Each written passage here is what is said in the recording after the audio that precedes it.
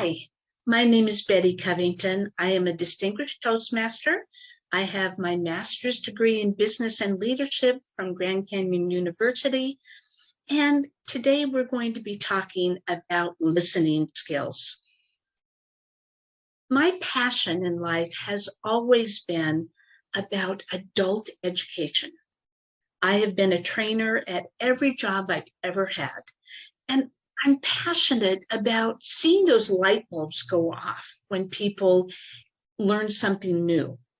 But one of the things that I've noticed is that as adults, we've kind of lost one of the critical skills in learning, which is good listening skills. Back in the 1990s, I self-published a book called I Hear You, But I'm Not Listening. And today I am going to share with you some of the things that I learned when I started the whole process of writing this book. So first of all, okay, should be able to see, I hear you, but I'm not listening now. I want to talk a little bit about the difference between listening and hearing. When I tell people that I'm getting ready to do a presentation on listening, they say, huh? Like they're not listening, but really that they're not hearing. There's a famous Toastmasters clicker. If I click on this, you hear it. Unless you're hearing impaired, you can't stop hearing this sound. Hearing is physiological. It's something that your body does. If there are sirens going off in the background, if there's loud music playing, if your neighbors are arguing, you're going to hear them. But listening, on the other hand, is something in which you are fully engaged, something that you choose to do physiologically. So we're going to talk today about the physiological aspects of actually engaging your brain, making a decision to listen. When is listening very important? Is listening ever not important?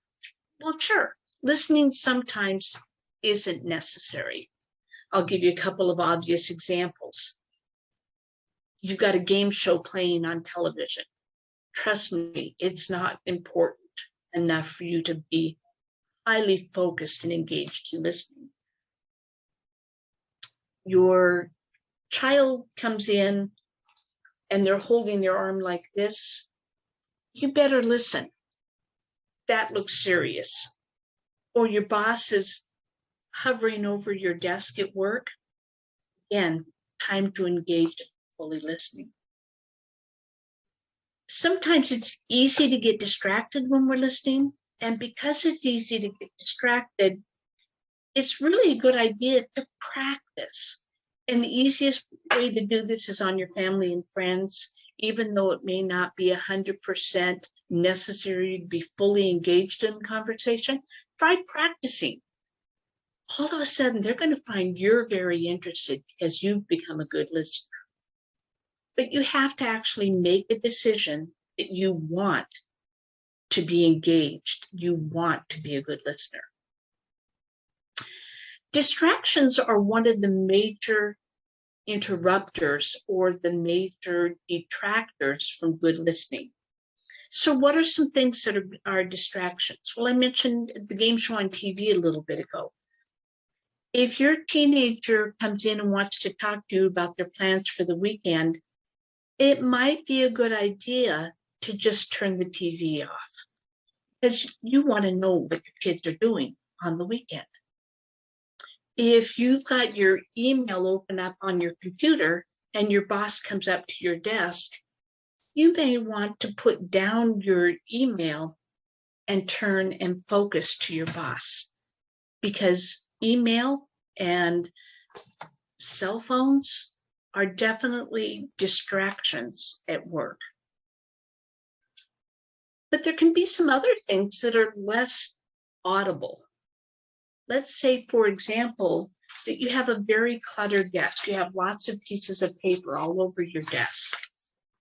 If you have a lot of papers on your desk and you're trying to focus on just this little piece in the center, they can be screaming at you in the background and causing you to be distracted.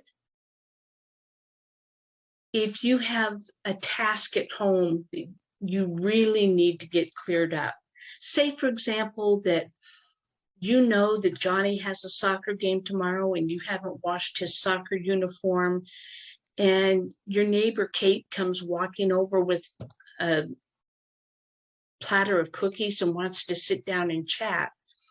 I'm going to tell you right now that doing that laundry and getting Johnny's uniform clean is going to be a distraction to anything that Kate might have to say. Did you know that lighting can also be a distraction? If you're in a darkened room, it may be harder to focus because you're spending more time straining your eyes on trying to read or see what's going on. So there's lots of things that can actually be a distraction. If it's important for you to really listen to something, you may want to choose to get rid of those distractions. Clear your desk, turn off the extraneous noise in the background, make sure you have good lighting. Those are all things that can help you.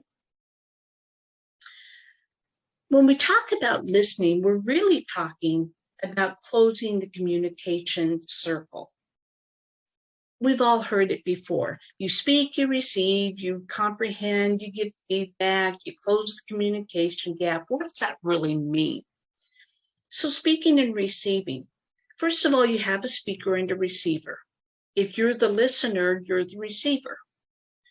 But being fully engaged in listening means that you're leaning forward, you're nodding your head, you're giving verbal feedback. You're asking questions.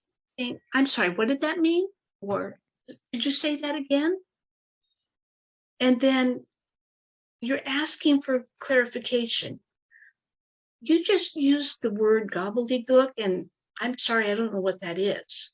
Trust me, I do that a lot when I'm talking to the IT guys at work. I just don't know what all the IT words are anymore. Once you've gotten all the language barriers set aside, you've asked your clarifying questions, then it's always a good idea to summarize and say, this is what I heard, am I correct? This is what you want to do, this is what you're proposing, whatever. That's the communication cycle we're talking about. But when you don't have the full circle, what are some of the things that could cause a problem in closing the whole communication cycle? What I'd like you to do now is to just take a piece of paper, any piece of paper, it doesn't really matter, and we're going to do an exercise. First thing I'd like you to do is draw a circle about 3 inches. Now I'm doing this at the same time that you are. And then inside the circle, I want you to draw an arc at the top and the bottom of the circle. And then I want you to put some chevrons on the arc.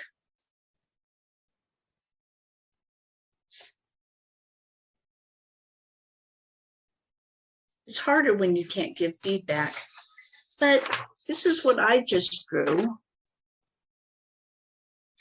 Or if you can't see that very well, how about this? Did you draw a baseball? Because that's what I was trying to get you to do. It's hard, isn't it, when you can't ask clarifying questions? How'd you do? Another thing that can really get us challenged when we have communication barriers is our own personal filters. I'm going to tell you a story. Years ago, when my husband and I were first dating, and we've been married 42 years now, so we've been married a long time. But when we were first dating, he and I were having a discussion about police officers, and I had formerly been married to a police officer, so I knew quite a few police officers. And he started to tell me stories about how police officers were aggressive and angry. And that wasn't the experience I had had at all. And I told him that. So I told him that the only reason he felt that way was because he was ignorant. Okay. I've already told you I have my master's degree, obviously college educated. I had great schooling as I was growing up. My husband, on the other hand, spent his first 8 years of school in a 2-room schoolhouse. What he heard, what I said when I told him he was ignorant is the textbook definition. He was uninformed. He was uneducated about a particular subject. What he heard was that you're stupid and you don't know anything. Whoa, that wasn't my intention at all. But that's what the communication gap did to harm us. So let's do another exercise now. Take that same piece of paper that you drew your baseball on, fold it in half, and tear off the lower right-hand corner. Fold it in half again and tear off the lower left-hand corner. Fold it in half one more time and tear off the upper and lower right-hand corner. And I did that. This is the picture I got. Now, some of you, depending upon how you folded it or how you turned the paper as you were folding it, depending upon your personal filters of being left-handed or right-handed, may have gotten one hole, or you may have just gotten scalloped edges around the edges and no holes at all. That's what happens when you're applying your own personal filters. So one thing I learned about personal filters is, number one, I never have ever called anybody ignorant again, because that could be a red flag word.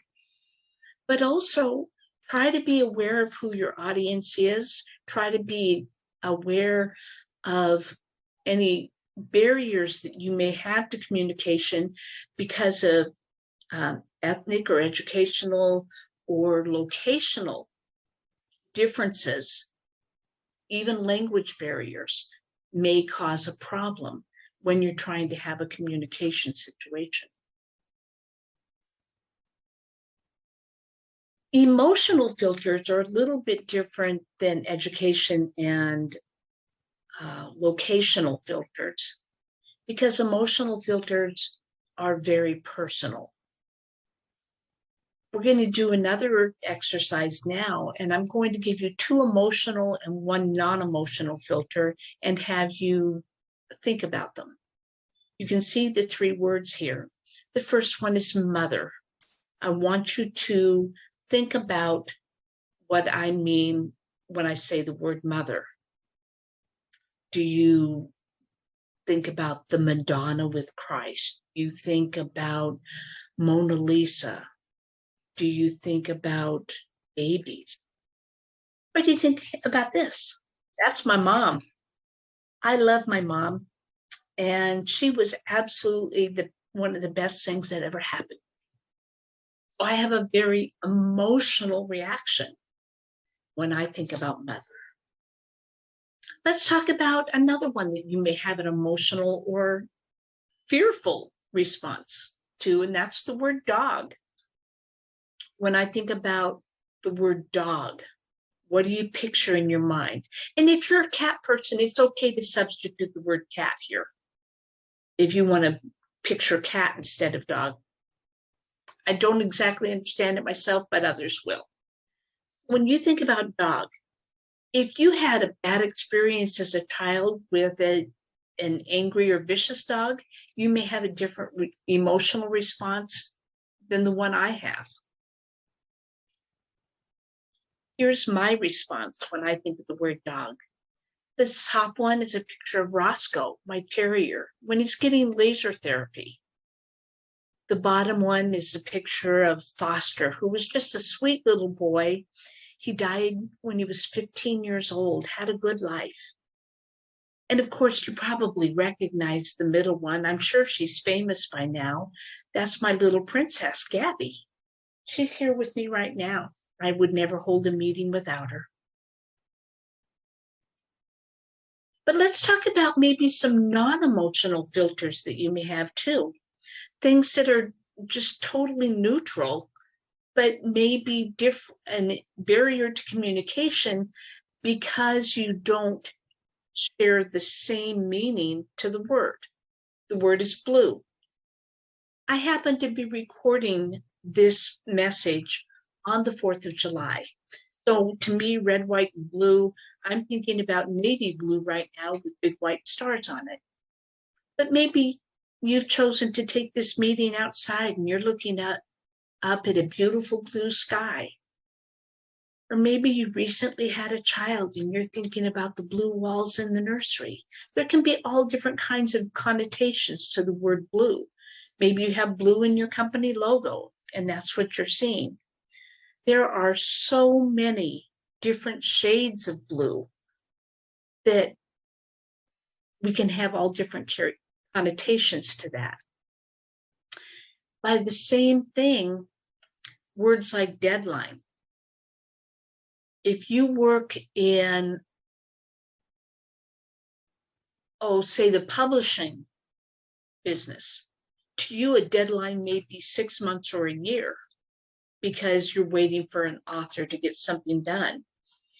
If you are working in a factory, deadline may be how many widgets you can produce in the next 5 minutes.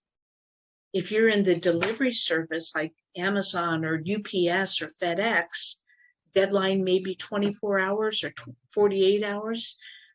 The word deadline can be different things depending upon what the business is that you're in. Excuse me.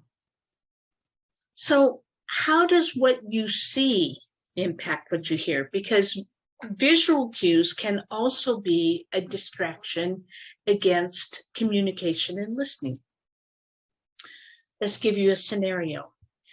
You and your spouse have decided to attend a business conference together and you have a business conference dinner tonight, but it happens to be in Orlando. So you brought the kids and you're going to go to theme parks after the conference is over.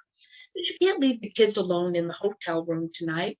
So you call down to the concierge and you ask if they have a babysitting service. And they say, yes, we have a great babysitting service. All of our babysitters are experienced, they're all licensed, they're all bonded.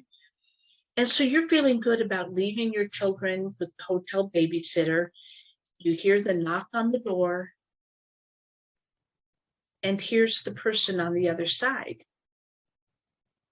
You heard the hotel concierge tell you that they're all licensed and bonded, all experienced. Are you comfortable leaving your 3 and 5-year-old with this gentleman at the door?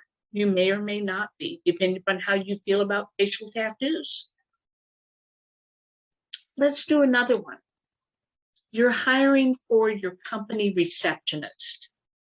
This is actually a true story. I was interviewing for a receptionist for my office one time. It wasn't this young lady, but it was a similar young lady who had a tongue piercing. And the entire time of the interview, she was clicking her piercing against her teeth. All I could hear was her tongue waving at me. I have no idea what any of the answers were to my questions because all I could see was the tongue. Needless to say, she didn't get the job. And she may have been a great qualified applicant. Her resume looked okay, but I couldn't hear what she said because of the visual distraction that I was receiving. Sometimes we make decisions about people that are just visual cues, and they may never even get a chance to have the conversation because we've already made a decision about them. When you look at this gentleman, do you see homeless? Do you see old? Do you see a retired professor? Do you see a grandfather? Do you see someone who's asking you for money? Do you see someone who's trying to write you out of his will? Sometimes we make visual decisions before we ever get to what we hear. So you always want to try to eliminate hasty judgments no matter what. Another barrier to communication cycle to really good listening is listening to respond rather than listening to understand. When I was a little girl, my family lived in a rural suburb of the Seattle area on a kind of a hilly area. We had paved roads, but gravel sidewalks. And Jimmy Oldham, my next door neighbor, stole my bicycle. And he was riding up and down the hill, and I was chasing him, trying to catch him and get my bicycle back. And I fell down on the gravel, and I cut my knee really bad. And I ran home, and I was crying, and my mom had to get the gravel out of my knee, and then she took me to the hospital, and I got stitches. Okay. Do you really care about what happened to me as a kid? No. But let's talk about what was going on while I was telling you that story. People speak at a rate of about 200 to 300 words per minute, depending upon what part of the country they're from. And we have the ability to listen at about 700 to 900 words per minute. So we have all that unused brain capacity when somebody's telling you the story. So you're listening to the story and you're thinking about the time that you were terrorized by a bully when you were a child. You're thinking about your childhood bike. You're thinking about your adult bike. You're thinking about the time that you got cut really bad and had to go and get stitches. All of these things are going on with that unused capacity in your mind. So here's where you have to make a decision to, first of all, not interrupt with your one-upped better story than mine, but make a decision to focus on why Betty is telling you that story at this time. Why is it important? And your story really isn't important in this case. Maybe sometimes it is if you're maybe on a first date and you're trying to build rapport and get to know somebody, your story may become important. But if you're talking to your family, if you're talking to people at work, your story just shouldn't come into play at all. Instead, what you may want to do is try to distract yourself from all that unused brain power and really focus. If you're at home, really, turn off all the distractors in the background, lean forward and try to get eye contact with your spouse or your child and your significant other. Make sure that you're really focused at home. At work or in a business situation, you'd say, as we're talking today, I'm just going to write down a few notes so I don't forget what we're talking about, and gain their permission to take notes so that they don't think that you're doodling or drawing flowers. Someone comes to you with a proposal at work, and you're using that unused brain capacity in the background. Here's what might be happening. They say, I'd like to try this, and you're arguing mentally, we did this 8 years ago, it didn't work. You're so focused on what happened 8 years ago that you miss the second point to their argument, which is not something you tried 8 years ago, which might have changed the entire outcome if you had only tried it with that second point. So trying again to focus, if you're making notes, they say, I want to try to build a widget this way, you're writing down 8 years ago. And then they give you the second point, which is robotics. And now you're listening in an entirely different way. You may have questions about how much the robotics might cost, or what the installation or lag time might be. So you have questions. You can make little notes down as you're talking, as they're talking, so that you can get to it. Finally, at the very end, you may still think time and money, or it's not the right time to try this. You may disagree. But before you instantly jump to disagreement, you want to go all the way back on those communication cycle tools and ask questions, ask clarifying questions. How much would it cost us to implement? How much would it impact our productivity if we implement this idea? What kind of time frame would it take to get this implemented? What kind of education for our staff would it mean? Would it mean changing to our staffing? Ask all those clarifying questions. And then, if you still disagree, have an open discussion about why you disagree, and maybe send them back to do some more homework on the idea. You don't want to slam a door shut until you've had the opportunity to examine it from both sides all the way through. This kind of open communication is what's going to make your employees feel valued and make your family feel valued when you have these more thorough discussions before you just slam the door shut.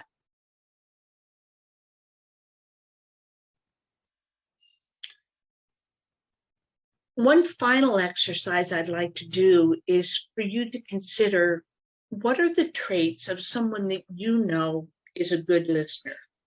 Take just a minute, just grab a scratch paper and jot down some of the ways that they're a good listener.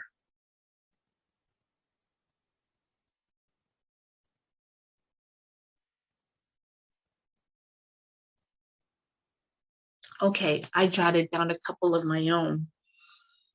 One of the things we talked about is not interrupting when you're speaking. If you know a good listener, you know that they always let you get your whole thought out. The second thing is maybe leaning forward and showing that you're engaged and really focused on what they have to say. Maybe nodding their head to show that they're listening. Asking clarifying questions. Now, I want you to think again about that person that you know that's a good listener. How much time do they spend talking? You know that old 80-20 rule?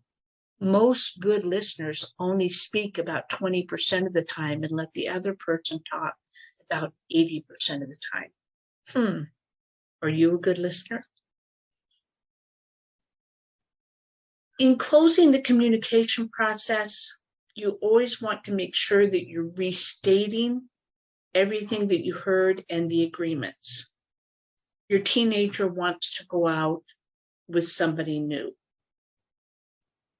Okay, here's what I heard you say. You're going to go to the movies. There's going to be at least 3 other teenagers involved in going to the movies. Jimmy's mom is actually going to drive you to the movies and pick you up afterwards. You're not going in one of the other kids' cars. You've saved up enough allowance that you can afford to go to the movies. Do I have all that correct? And you agree to be home by 10 o'clock? Okay, you can go to the movies. That's how it would work at home. At work, it might be something like, I know that you've been struggling to meet your production quotas. We've agreed that you're going to track your production throughout the day, and at the end of each day, you're going to send me an email and tell me how many widgets you produced. We're going to meet weekly and talk about your production, and I'm going to be observing you and seeing if I can find ways for you to tweak the way that you produce things to make it work better. Is that what you and I both agree upon? Those types of recapping and restating will ensure that you have an agreement on both sides. That's one of the most important cues in closing that whole communication cycle, is making sure that you've restated the purpose and the outcome. I'm going to give you the 9 qualities in a different list format. Don't bother writing these down as we go. You'll be able to capture everything on the final screen. The first thing is deciding whether or not you really like to listen. Is all of that verbiage just wah, wah, wah, wah, wah, wah, wah? Or do you really want to be known as someone who's a good listener? If you decide you want to be a good listener, try to eliminate distractions. Get rid of the clutter on your desk, turn off the extraneous noises in the background. Make sure you have good lighting and a good location for your listening skills. As you're having a conversation with someone, summarize key points. If it's something quick, you just do one summary at the end. If it's more detailed, if it's a longer project that you're trying to get to or a longer meeting, you may have to summarize throughout the conversation. Try to tame your emotions. Try to avoid potential flagrant words like ignorant, like I did, but try to tame your emotions and your instant judgments and really just listen. If someone tells you that you're not a good listener right up front, don't react. Try to prove them wrong. Try to eliminate hasty judgments. Don't instantly decide, we tried that 8 years ago and it didn't work. Don't instantly decide that this person who's coming to make this proposal to you, you just don't like their suit or their haircut or their tattoos or whatever. Try to listen beyond what you see. Don't interrupt. Here's a test for you. Try giving someone 3 to 5 seconds to stop talking to make sure that they're not just trying to gather their thoughts, that they're really done with what they want to say. 3 seconds can be a long time. Let me give you 3 seconds. That's a long time for dead air, right? So try giving people enough time to really stop before you start responding. Inspire openness. Say, may I take notes while you're talking? Or if it's your family member, turn off the music, turn off the TV. Let them know that you're fully engaged and prepared to listen to only them. If it's your boss, close down your email, clear off the papers in front of you. Decide if you really need to listen in this situation. If it's your kid saying, hey, Dad, I'm going out for practice, wave and say goodbye. If your wife's saying, honey, I'm going to the grocery store, wave and say goodbye. If your boss is standing there next to your desk, you better stop and decide that it's time to listen. And then as you've had your discussion, restate what you've come to an agreement on and make sure that you've both come to the same conclusions. These 9 items, if you follow each of these things, will help you to become a better listener. If you have questions about anything that we've said today, refer to the word listening, because these 9 items, if you take the first letter of each of these 9 things, will spell the word listening, and you'll know that you're doing it. Ladies and gentlemen, my name is Betty Covington. If you have questions or comments about any of the things that we've discussed today, send me an email. Put listening as the title to your email so I don't vomit off, and I'll be happy to respond to you. I love to engage in the whole listening concept with people. So if you have questions or comments about this program, please feel free to engage with me. It's been a pleasure to work with you today, and I hope that you have found benefit here. Have a wonderful rest of the day.